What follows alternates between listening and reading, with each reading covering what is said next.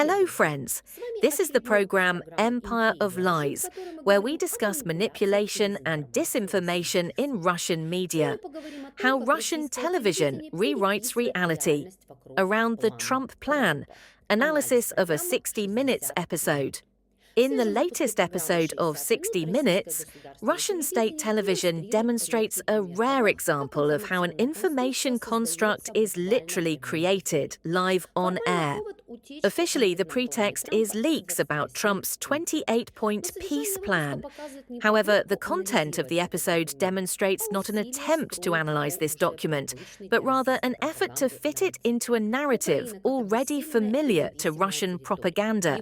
Ukraine as a weakened and dependent territory, Europe as a hysterical and secondary actor, the US as a source of pressure, and Russia as the sole beneficiary and arbiter of the future order.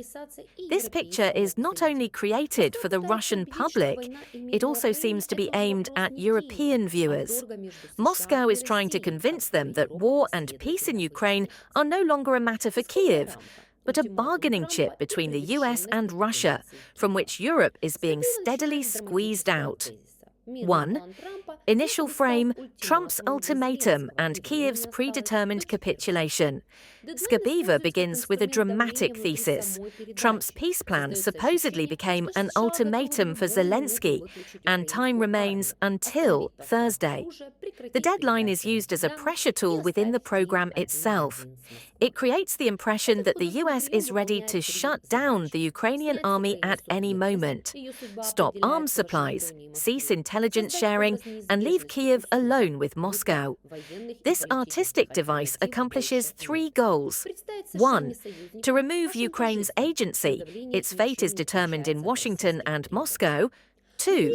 To create the image of the inevitability of concessions, as if there are no longer military and political alternatives. 3.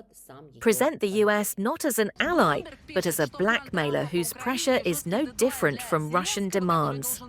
Within Russian logic, this allows for the desired conclusion to the story.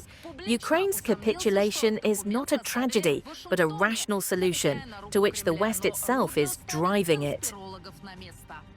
Bloomberg writes that Trump's Ukraine plan and the tight deadline for Zelensky to sign the documents on Thursday have backed Europe into a corner. Polish Prime Minister Tusk publicly doubted that the document was drafted in Washington, hinting at the Kremlin's hand. But Rubio puts the conspiracy theorists in their place.